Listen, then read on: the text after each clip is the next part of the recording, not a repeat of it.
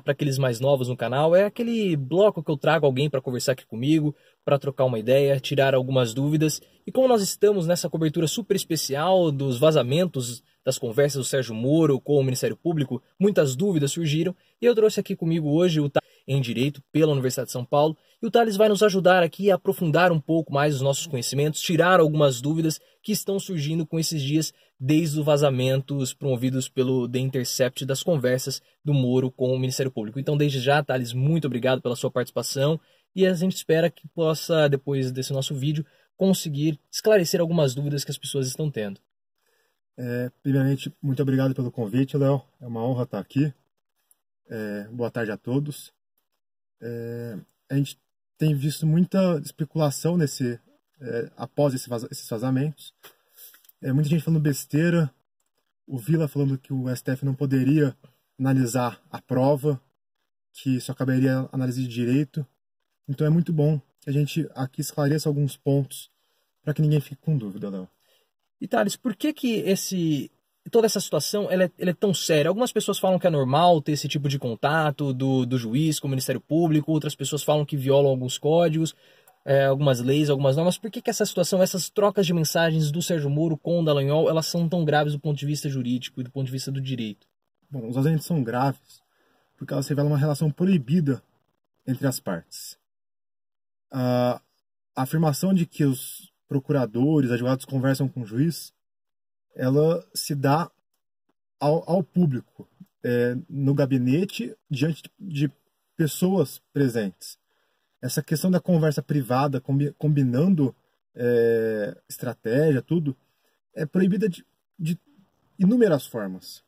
Um juiz que aconselha uma parte, que demonstra interesse em determinado resultado no processo, condenar tal pessoa, ou A ou B, não tem isenção e parcialidade necessária para dar ao acusado um julgamento justo. Para a gente ter noção da gravidade, imaginemos o contrário. Imaginemos que fossem reveladas as conversas do Lula com o Moro, em que o Moro aconselha o Lula a adotar determinada defesa para ser absolvido. Nessa situação, e com muita razão, o Ministério Público poderia pedir anulação dos atos do Moro, porque eles foram tendenciosos a uma parte. Então, a questão dos vazamentos não quer dizer que é porque é o Ministério Público ou é outra pessoa. É uma questão de lisura do processo, uma questão de respeitar o procedimento legal. E você falou um ponto da questão da anulação do processo. Muita gente tem falado sobre nulidade dos processos. O que é essa nulidade dos processos que muita gente falou? Até aqui no canal nós também já falamos sobre isso. Bom, todo ato processual penal, nesse caso, deve preencher uma série de requisitos legais. Quando um ato processual é praticado sem que se respeite esses requisitos, essas formalidades legais, a gente fala que o ato padece de um vício, podendo gerar uma nulidade. Bom, se o vício constatado fere uma garantia fundamental, um direito fundamental do acusado, estamos diante de uma nulidade absoluta. Bom, um ato processual nulo é um ato que não vale. Nulo, de zero, ele não tem validade para o processo.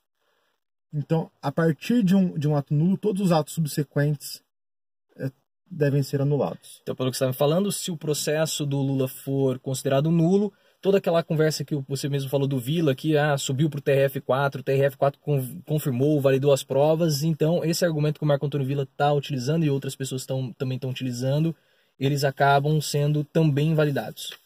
Sim, esses argumentos são completamente impertinentes para o caso.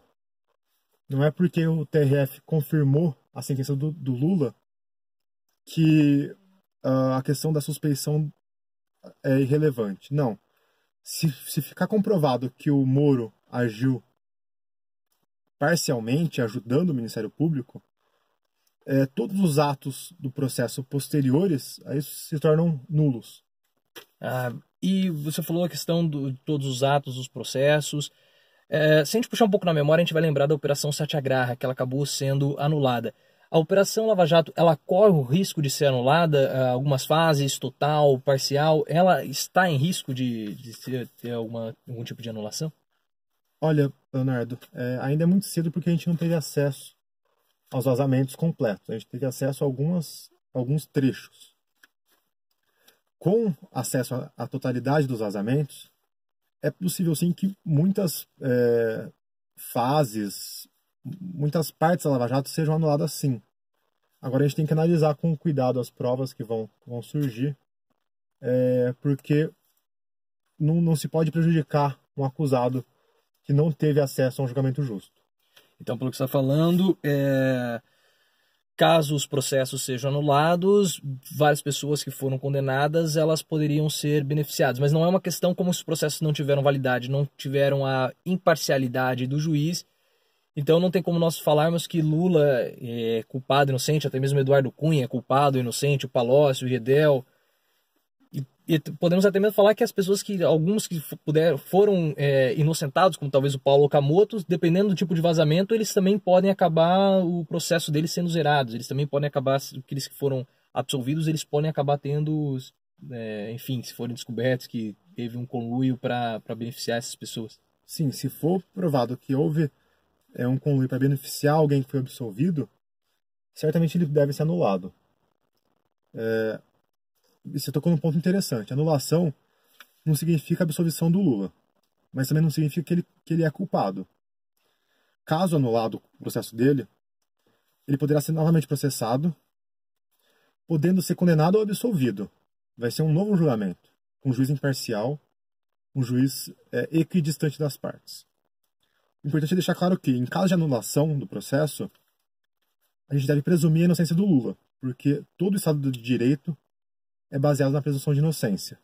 E caso, ao final desse novo processo, ele venha a ser condenado e não caiba mais nenhum recurso dessa condenação, aí sim a gente vai poder falar que ele é culpado. Até lá, tendo a anulação do processo, ele volta a se presumir a inocência dele. E isso vale para todos os outros que foram acusados também na Lava Jato e que tiverem seus processos considerados inválidos, aí Eduardo Cunha, Gedel, Palocci, todas essas pessoas. E um dos meus inscritos comentou o seguinte: ninguém pode ser processado, julgado e punido mais de uma vez pela mesma infração penal. Se for isso mesmo, todo ou parte do processo da Lava Jato pode escoar pelo ralo. Então o que acontece agora? Por exemplo, o Eduardo Cunha, ele recebe, o processo dele é considerado inválido. Ele pode ser processado novamente pelo mesmo ato? O que acontece? Sim. O processo anulado, ele sai imediatamente da cadeia, aguarda um novo julgamento, ele aguarda em casa, ele tem liberdade para sair do país? Como que funciona isso? Depende de até onde vai ser anulado, de quais atos vão ser anulados. O que o inscrito no canal tem a dúvida é a questão do que a gente chama de bis in idem. Ele não pode ser condenado duas vezes pelo mesmo crime. Acontece se o processo for anulado, é como se não tivesse tido esse processo. Então ele pode sim ser processado novamente. O que não pode é ele ser condenado uma vez, depois dessa condenação receber um novo processo pelos mesmos fatos. Certo. É essa a questão. Mas ele, no caso, então não é pode ser anulado todo o processo ou pode ser anuladas partes do processo. Então se for anulado uma parte posterior da prisão, ele continua preso, no caso. Isso depende muito de caso a caso, depende de quais atos estão contaminados pelos vícios processuais. Se for uma fase já em execução de sentença, a condenação não seria afetada, por exemplo. Mas depende muito de analisar quais atos do juiz são considerados suspeitos ou imparciais, né? E só a última pergunta para a gente encerrar o vídeo, já estamos aqui com quase 10 minutos.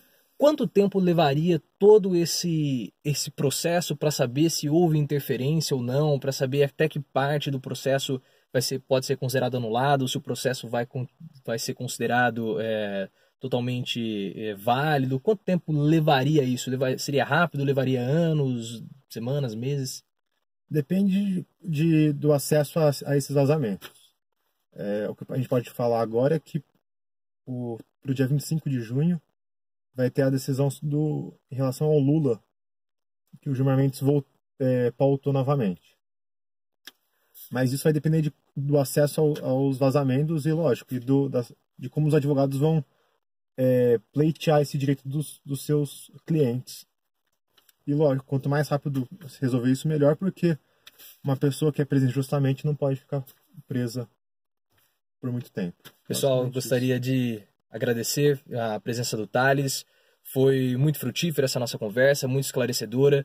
Nós estamos continuando com essa cobertura aqui super especial dos vazamentos, tirando dúvida de vocês, dos inscritos. Se você gostou, deixe seu like, se inscreva no canal, compartilhe esse vídeo para que a gente possa combater muito dessa desinformação que tem sendo propagada por outros canais aqui no YouTube, pela grande mídia. Thales, muito obrigado pela sua participação. Muito obrigado pelo convite, Leonardo. Se vocês tiverem mais alguma dúvida, deixe aqui nos comentários que a gente pode voltar com um novo Banco do Carona para esclarecer novas dúvidas no futuro. Lembre-se, compartilhe esse vídeo. Se chegou até aqui, se inscreva no canal. E lembre-se, vamos sempre sair do raso e aprofundar o nosso discurso.